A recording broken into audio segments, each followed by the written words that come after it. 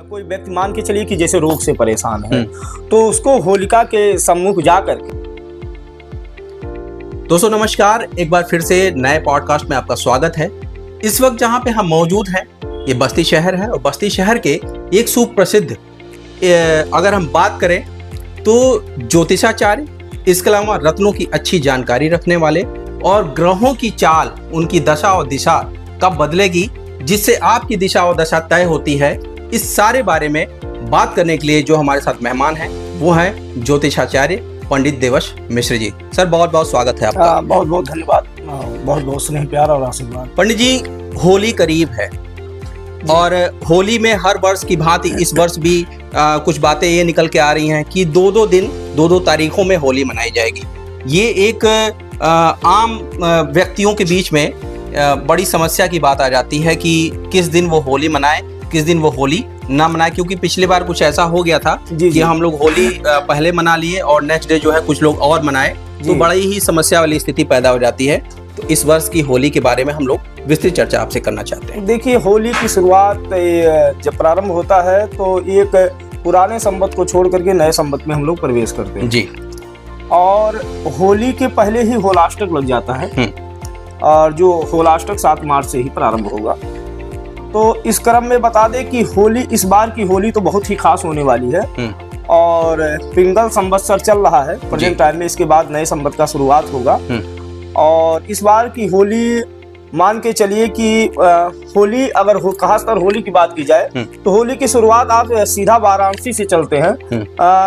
वाराणसी शमशान से ही होली का शुभारंभ होता है और काशी की होली की तो बात ही कुछ और है। और हम काशी रहे भी हैं और काशी के घाटों पर जो होली की शुरुआत होती है, होलिका दहन से ही उसकी शुरुआत हो जाती है, जो मणिकर्णिका से शुरू मणिकर्णिका घाट से शुरू होती है। और भूत भावन भगवान भोले शंकर जो नाथों के नाथ हैं, उन्हीं के द्वारा जो है मान के चलिए वहां से ही पूरे मतलब पूरे वर्ल्ड में होली जो है होली का शुभारंभ होता है।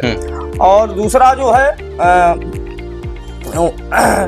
भगवान श्री कृष्ण की के स्थान से जो है मथुरा वृंदावन के वहाँ स्थान से जो है होली का शुभारंभ होता है। तो इस बार की होली जो 2025 की होली है बहुत ही खास होने वाली है।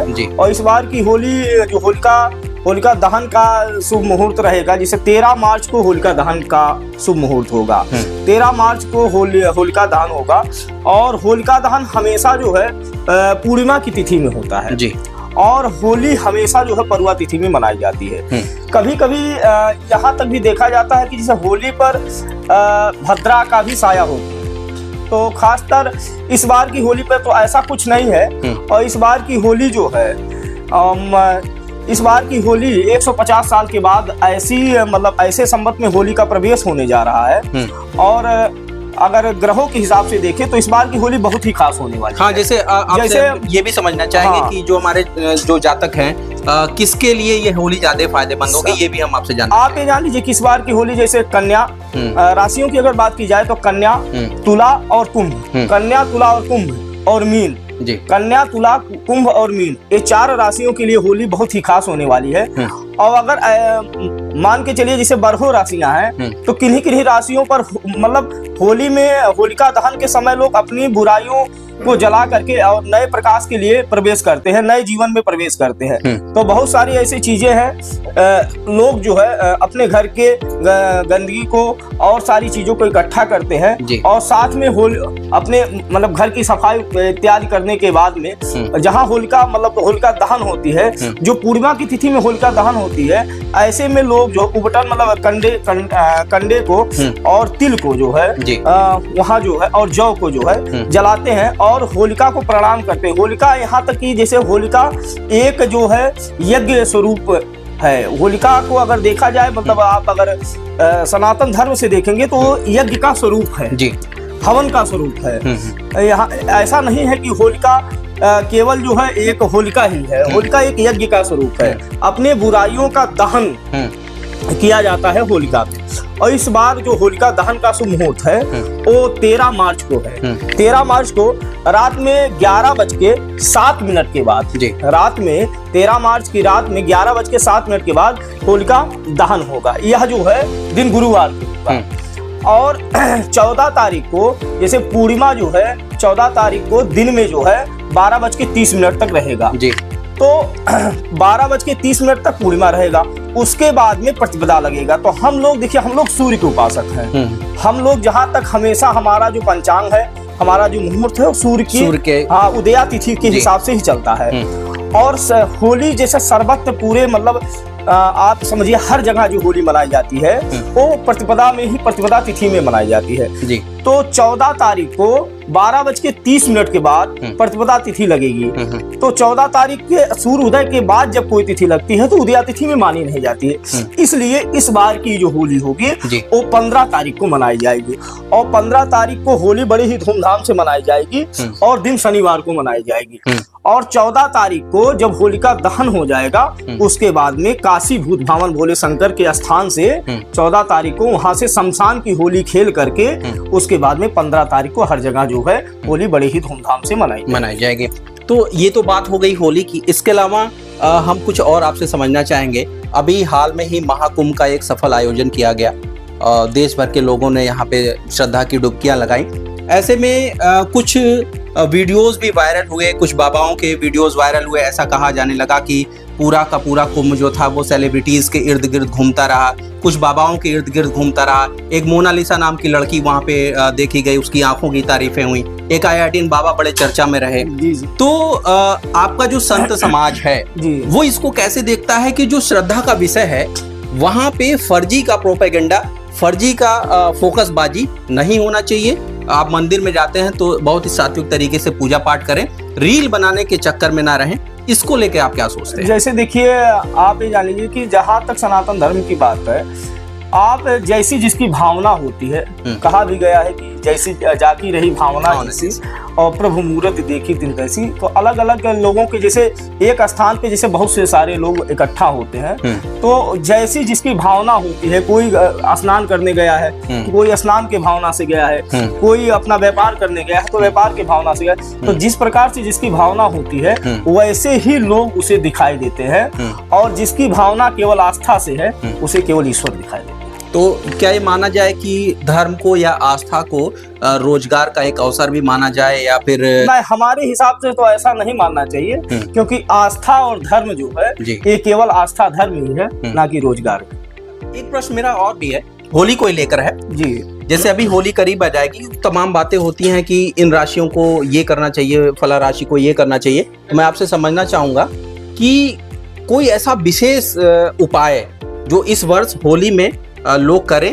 जैसे तमाम लोग अपने स्वास्थ्य को लेकर चिंतित रहते हैं, धन को लेकर चिंतित रहते हैं। होलिका दहन का जो मुहूर्त है जी, होलिका दहन का मुहूर्त जो 13 तारीख को पड़ रहा है, रात में 11:07 के बाद जब होलिका दहन होगी, तो जैसे कोई व्यक्ति मान के चलिए कि जैसे रोग से परेशान है, तो उसको होलिका के सम्मुख जाकर और होलिका को प्रणाम करके उसको जो है कुश का जड़, कुश आपने जो भगवान 12 के जो है रोए से उत्पन्न हुआ है, उसका जड़ जो रोग से परेशान है होलिका में उसका जड़ डालना चाहिए। 12 राशियों के लिए है, कोई भी सबके लिए, हाँ कोई भी व्यक्ति डाल सकता है, कहीं एक राशि के लिए नहीं है। कोई भी व्यक्ति अगर रोग से परेशान है तो उसका जड़ जो है उस होलिका में डाले और डाल करके प्रणाम करे। अगर कोई जैसे मान के चलिए कि अगर कोई लक्ष्मी को प्रसन्न करना चाहता है, धन वैभव से परेशान है, तो वो मिश्री डाल सकता है। मिश्री जो है, मिश्री धागे वाली जो मिश्री होती है, जो पंसारी के यहाँ मिलती है, हाँ पंसारी के यहाँ भी मिलेगी, किराने की दुकान पे भी आपको उपलब्ध मिल जाएगी, तो आदमी उसको भी डाल सकता है।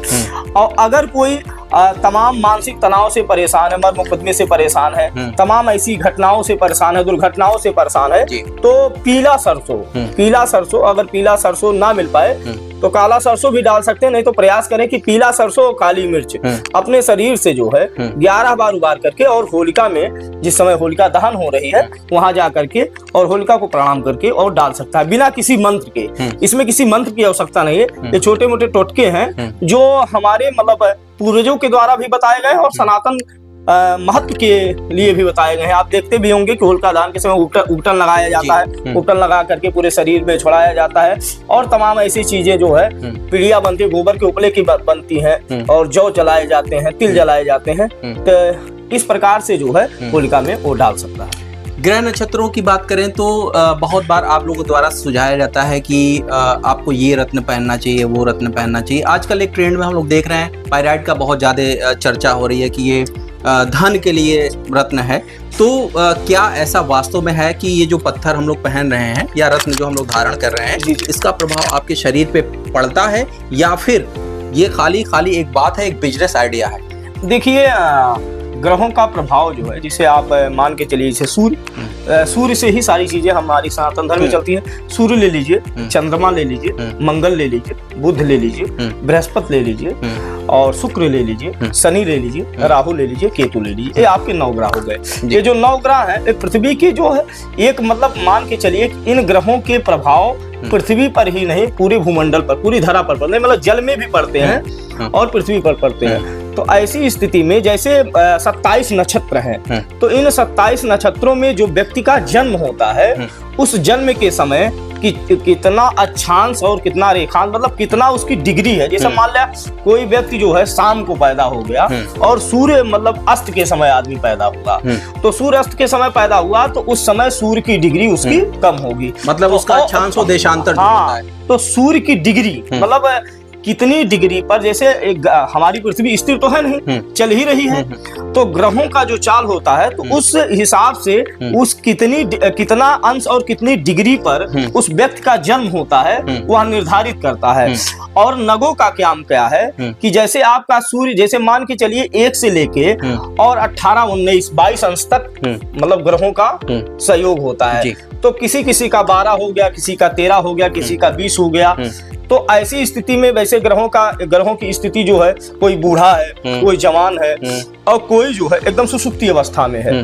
तो नग की आवश्यकता तब पड़ती है जब कोई ग्रह, ऐसे ही व्यक्ति नग नहीं पहन सकता है कि हर व्यक्ति राशि के हिसाब से नग, मतलब शौकिया हम नहीं पहन सकते। शौकिया अगर आप पहनते हैं तो नुकसान भी करता है। अच्छा, नुकसान भी करता है। अगर आप किसी नग की, जैसे मान लो आप पायराइट की बात कर लिए, तो शुक्र का रत्न माना जाता है। तो अगर आपका शुक्र प्रबल है और पायराइट पहने तो आपको नस संबंधी दिक्कत हो जाएगा। लेकिन ये सोशल मीडिया पे अभी हम लोग बहुत ढेर सारी रील स्क्रॉल करते हैं, तो उसमें बार बार वो यही दिखाया जा रहा है कि अगर आपके पास धन की समस्या तो पायराइट ना, ऐसा नहीं। अगर पायराइट पहनने से ही धन की प्राप्ति हो जाती तो सब लोग पायराइट ही पहन लेते। गलत कह रहे हैं। जब तक किसी चीज की आपको आवश्यकता नहीं होगी, जैसे मान लिया आपको बुखार हो गया, तो आपको जो है बुखार में केवल पैरासीटामॉल ही तो खाया जा सकता है कि और भी आप दवाएं खा लेंगे या ज्यादा mg का खा लेंगे। 300 खाना है कि 500 खाना है कि 650 खाना है। तो इस हिसाब से जितनी डिग्री आपको चाहिए, मतलब और जानिए कि 10 kg पर एक रत्ती ही कोई भी रत्न आप पहन सकते हैं। 10 kg क्या चीज? जैसे अगर आप किसी व्यक्ति का वेट के हिसाब से, वजन के हिसाब से ही रत्न पहन सकते हैं। ऐसा नहीं है कि आप अधिक मात्रा में नग पहन सकते हैं। नग की भी एक प्रक्रिया है, कसौटी है, और बिना कसौटी के आप कोई भी काम नहीं कर सकते। कसौटी पे ही वो खरीद, कसौटी पे ही बातचीत होगी जी। ठीक है, तो अभी हमारे साथ पंडित देवर्ष मिश्रा जी थे। आप एक जाने माने ज्योतिषाचार्य हैं। आपसे हम लोगों ने होली के बारे में जाना कि होली कब मनाई जाने वाली है, और जो है आपने जो जानकारियां दी कि होलिका के दिन आपको क्या करना है, उसको आप लोग समझिए, सुनिए और उसको फॉलो भी करिए। निश्चित रूप से आपको लाभ मिलेगा और हम लोग इसी तरह के एपिसोड आपके लिए फिर लेकर आएंगे। बहुत बहुत धन्यवाद।